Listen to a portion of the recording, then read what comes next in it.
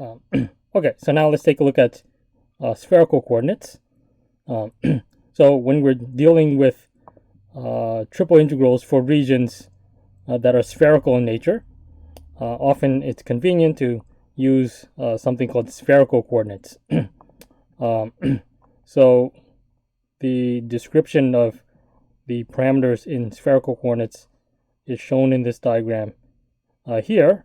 So there are three parameters: theta, this is the Greek letter phi, and then this is the Greek letter rho.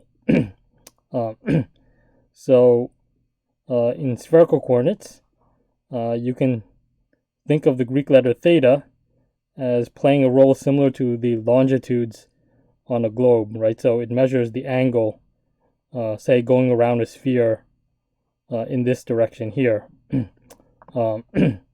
So theta equals 0 starts from the positive x-axis as usual, and then as theta increases, it goes around, and theta equals 2 pi comes back to the x-axis like that. So that's how theta is measured. And then the parameter phi is playing a role similar to latitudes on a globe, except if you look at a globe, typically the latitude is measured from the equator. In this case, we use phi. Phi equals 0 means that you're starting from the positive z-axis, so say from the North Pole, and then as phi increases, you rotate downwards like this towards the negative z-axis.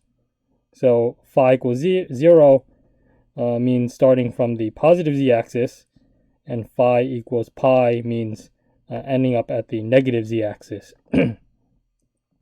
Okay, so that's phi, and then rho is the distance from the origin to the point in three-dimensional space.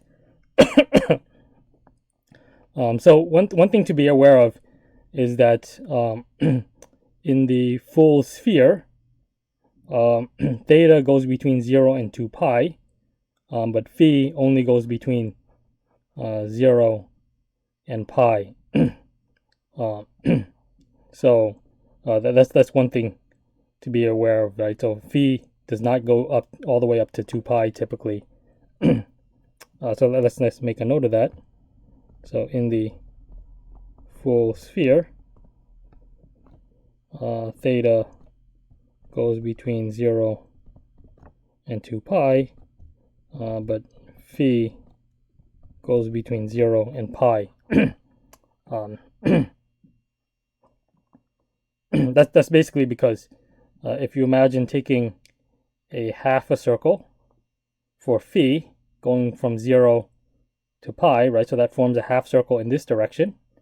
And if you take that semicircle and rotate it in this direction, a full 2 pi, that produces the full sphere.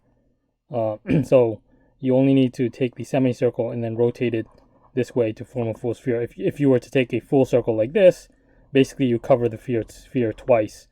And we don't want that. We want the description so that each point is only described once. Okay, so that's the description of spherical coordinates.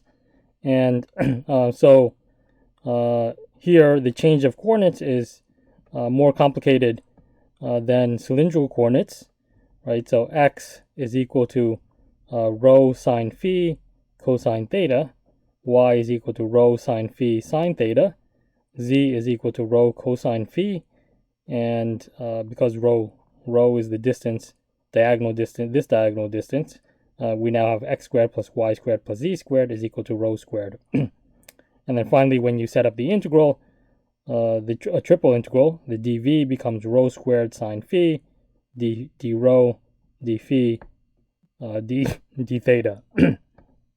Okay, so this is the change of coordinates needed to set up a triple integral. Okay, so next let's take a look at the example.